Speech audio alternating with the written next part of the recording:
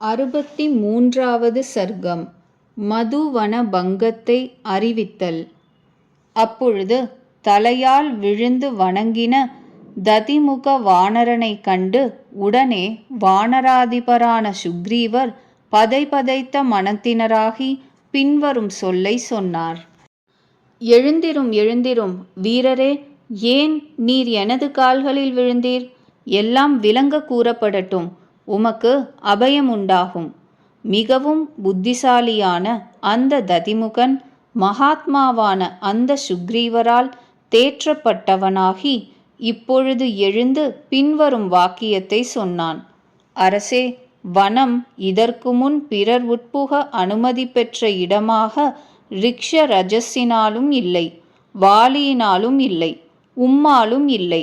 அப்படி இருந்தும் அது வானரர்களால் ஹதமாக்கப்பட்டுவிட்டது.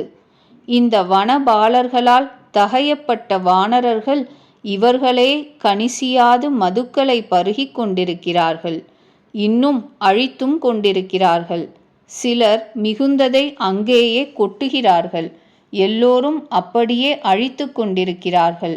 ஆகையால் விலக்கப்பட்ட அவர்கள் புருவங்களை சுடித்து காட்டுகிறார்கள்.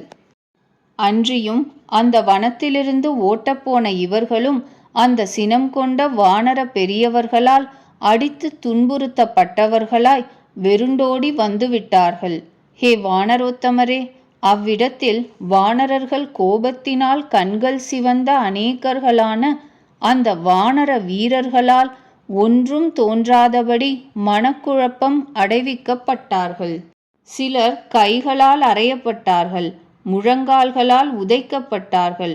அதுவுமன்றி சிலர் பிடித்திழுக்கப்பட்டவர்களாய் அவதிக்கு உள்ளானார்கள். தாமே நாதராக இருக்கும் பொழுது இந்த சூரர்கள் இப்படி அவர்களால் புடையுண்டார்கள். மதுவனம் முழுவதும் மனம் போன வண்ணமாய் ஹதம் செய்யப்படுகின்றது. சத்ருக்களின் வீரர்களை சம்ஹரிப்பவரும் அதிமேதாவியுமான லக்ஷ்மணர் இவ்வாறு விண்ணப்பம் செய்யப்படுபவரும் வானரோத்தமருமான அந்த சுக்ரீவரை பார்த்து அவனை குறித்து இப்படி கேட்டார். அரசே, வனபாலனாகிய இந்த வானரன் ஏன் இங்கு வந்தான்? எந்த விஷயத்தை பற்றி வியசனப்படுபவனாய் விண்ணப்பம் செய்து கொண்டான்? மகாத்மாவான லக்ஷ்மண சுவாமியால் இப்படி வினவப்பட்டவரும் வாக்கில் வல்லவருமான சுக்ரீவர் லக்ஷ்மணரை பார்த்து இது விஷயத்தில் பின்வரும் மொழியை பதிலாக சொன்னார். ஐயா லக்ஷ்மணரே, அங்கதன் முதலான வானர வீரர்களால் மதுவனம் ஹதம் செய்யப்பட்டதாக ததிமுகன் என்ற வானர வீரர் அறிவித்து விட்டார். அவர்கள் மதுவனத்திற்கு வந்துவிட்டார்கள். அப்படி இருத்தலால் வானரர்களால் போன காரியம் சபலமாகிவிட்டது. ஹனுமாராலேயே தேவி கண்டுபிடிக்கப்பட்டால் சந்தேகமில்லை, வேறு ஒருவராலும் முடியாது. இந்த காரியத்தின் நிர்வாக விஷயத்தில் வேறொருவனும் ஹேதுவாக முடியாது. காரிய சித்தியும் மதியும் தீர்மானமும் பராக்கிரமமும் கல்வியும் அந்த வானரோத்தமரிடத்தில் மாத்திரம் ஒருங்கே குடிக்கொண்டிருக்கிறது. அதுவும் தவிர எந்த காரியமானது அங்கதன் சேனை தலைவனாயும் ஜாம்பவந்தர் விசாரணை தலைவனாயும் ஹனுமான் எதை யார் யார் எப்பொழுது செய்ய வேண்டுமென்பதை திட்டம் செய்வோனாயும் விளங்குகிறதோ, இதின் பலன் உத்தேசித்தற்கு வேறாயிராது. மதுவனமானது தெற்கு திக்கை தேடிவிட்டு திரும்பி வந்து சேர்ந்த அங்கதன் முதலிய வீரர்களான வானரோத்தமர்களால் இப்பொழுது தோஷமாகாது என்ற தைரியம் கொண்டே ஹதம் செய்யப்பட்டிருக்கிறது. திரும்பி வந்து சேர்ந்த அவர்களாலேயே மதுவனம் கண்டபடி அழிக்கப்பட்டதென்கின்றது எதுவோ, இப்படிப்பட்ட மிதமிஞ்சிய காரியம் காரிய சித்தி பெறாத இவர்களுக்கு ஏற்பட மாட்டாது.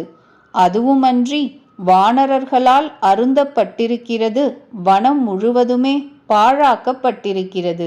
மேலும் ஒன்று கூடி விளக்க வந்தவர்களும் முழங்கால்களால் உதைக்கப்பட்டிருக்கிறார்கள்.